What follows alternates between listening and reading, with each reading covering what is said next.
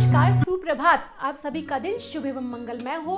स्वरूप आयुर्वेदिक क्लिनिक के रोजाना के सुविचार के दिनचर्या की इस श्रृंखला में आज दिनांक 4 फरवरी 2021 को हम आपसे बात करेंगे उस आहार द्रव्य के बारे में जिसका कि शीत ऋतु में लगभग प्रतिदिन हमारे भोजन के एक अंग के रूप में ज़रूर हमारे सामने आ जाता है। कभी स्वीट डिश के रूप में यानी कि मीठे के रूप में, और या फिर कभी जो है वो सलाद के रूप में, कभी अचार के रूप में, और कभी वो शाक यानी कि सब्जी के रूप में हमारे सामने आता है। और वो आहार द्रव्य है गाजर। तो आज हम बात करने जा रहे हैं आपसे गाजर के बारे में।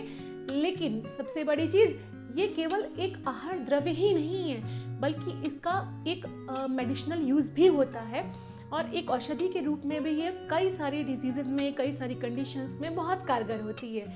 तो उन कंडीशंस में हम इसका उपयोग जानकर अगर ऐसी किसी को प्रॉब्लम होती है तो हम उनका यूज़ भी साथ में कर सकते हैं। तो आइए जानते हैं सबसे पहले गाजर के बारे में। जो गाजर होती है उसे हिंदी में या महाराष्ट्र में आप कह लीजिए या गुजरात में सभी जगह गाजर के नाम से ही जाना जाता है। इंग्लिश में इसे कैरेट कहते हैं और इसका जो लैटिन नेम यानी कि बॉटनिकल नेम होता है वो होता है डेकस कैरोटा। अब बात करते हैं इसके गुणों के बारे में कि गाजर में क्या क्या गुण होते हैं। गाजर जो होती है ये मधुर रस और तिक्त रस युक्त होती है, उष्णवीर्य होती है और इन सब के साथ साथ ये डाइजेस्टिव फायर को इम्प्रूव करती है, अग्नि दीपन का काम करती है, यानी कि इससे भूख बढ़ती है। इसके साथ साथ ये ग्राही होती है और कफ वात दोष नाशक होती है, यानी कि कफ और वात से होने वाली जो डिजीज़ होती हैं उन कंडीशंस में गाजर का सेवन करना बहुत अच्छा रहता है। तो ये तो हो गई गाजर के गुणों के बारे में। अब हम बात करते हैं इसके भेद के बारे में। एक्चुअल में जो गाजर के भेद बताए गए हैं या प्रकार बताए गए हैं वो इसके शेप और कलर के आकार पे भी वही के अकॉर्डिंग ही बताए गए हैं। जैसे आपने देखा होगा मार्केट में मिल जाती हैं हमें काली गाजर, लाल गाजर या जो वाइट वाला होता है वो मिल जाती हैं। तो ये इसके कलर के अकॉर्डिंग है ये चीज़ें हैं। हाँ, ये है कि इनमें कुछ में गुणों में परिवर्तन होता रहता है साथ साथ ही। तो ये तो हो गए इसके भेद। लेकिन जो गाजर के बारे में कहा जाता है कि जो गाजर चिकनी होती है, बहुत स्मूथ होती है, कोमल होती है और लाल और नारंगी रंग की जो गाजर होती है वो अपने गुणों में श्रेष्ठ होती है। तो जब भी आप गाजर का चूज़ करने जाएं, गाजर खरीदने जाएं, तो कोशिश करिए कि आप ऐसी गाजर लें जो चिकनी हो, स्मूथ हो, गोल हो और जो इसमें नारंगी या लाल रंग की हो। अब बात करते हैं इसके साथ साथ ही कि इसमें क्या क्या चीज़ें गाजर के अंदर क्या क्या गुण होते हैं या क्या क्या चीज़ें इसके अंदर होती हैं, क्या क्या तत्व पाए जाते हैं। तो गाजर के अंदर जो है जैसे जैसे गाजर ग्रोथ करती है, गाजर का बढ़ती है, वैसे वैसे इसमें प्रोटीन की मात्रा कम होती जाती है और इसमें जो शुगर की मात्रा होती है वो शर्करा की मात्रा वो बढ़ती जाती है, क्योंकि गाजर मीठी भी होती है तो इसमें शुगर की मात्रा इसकी ग्रोथ के साथ साथ बढ़ती है और प्रोटीन की मात्रा इसमें कम होती जाती है और कैरोटीन भी जो है वो धीमे धीमे इसमें बढ़ता चला जाता है।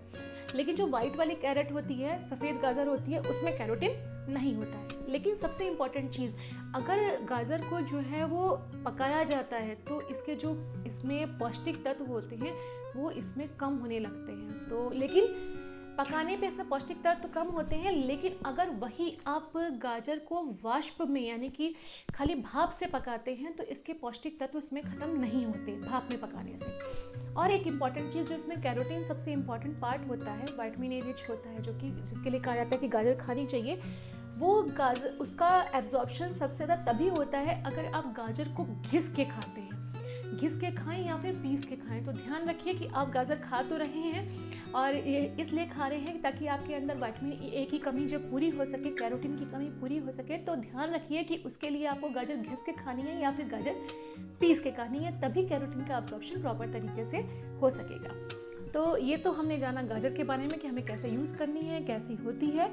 और अब हम इसके बाद बात करेंगे इसके मेडिसिनल यूज़ के बारे में, यानी इसके औषधीय उपयोग के बारे में कि गाजर किन किन चीज़ों में, किन किन कंडीशंस में या किन किन रोगों में बहुत कारगर होती है। मैं यहाँ पर ये नहीं आपसे कहने जा रही कि जो कंडीशंस मैं आपको बताऊँगी उन कंडीशंस में आप खाली गाजर देंगे और आप ठीक हो जाएंगे।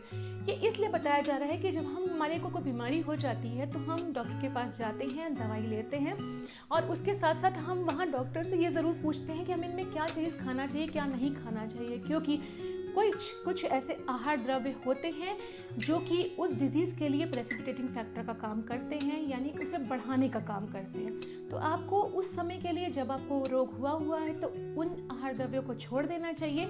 और कुछ आहार द्रव्य ऐसे गुण वाले होते हैं जो कि उस रोग को ख़त्म करने में मदद करते हैं, आपकी सबसाइड करने के लिए। तो उन आहार द्रव्यों को उस समय में लेना चाहिए। तो एक तरीके का ये जो मैं आपको यहाँ पे चीज़ बता रही हूँ, ये इसलिए है कि आप उन कंडीशंस में जिन चीज़ में ये कारगर होती है, आपको कोई ऐसे रोग हो जाए या कोई ऐसी कंडीशन हो, तो आप इन चीज़ों का इस्तेमाल करें या इन चीज़ों का इस्तेमाल ना करें। तो आइए चलिए देखते हैं इसके मेडिसिनल यूज़ के बारे में।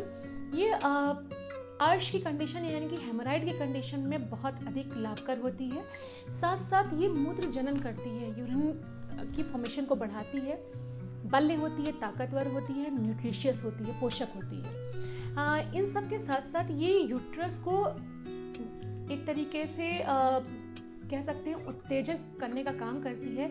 इसलिए कोशिश कीजिए कि अवॉइड कीजिए इसे प्रेगनेंसी की कंडीशन में। स्पेशली इसके बीज होते हैं, ये डिलीवरी के टाइम पे या जो डिलीवरी के पेन होते हैं उस समय दिया जाता है प्रसव की पीड़ा में, और इससे अबॉर्शन का भी चांस होता है। इसलिए गाजर के बीजों को अवॉइड कर देना चाहिए अगर कोई प्रेग्नेंट है तो उसे।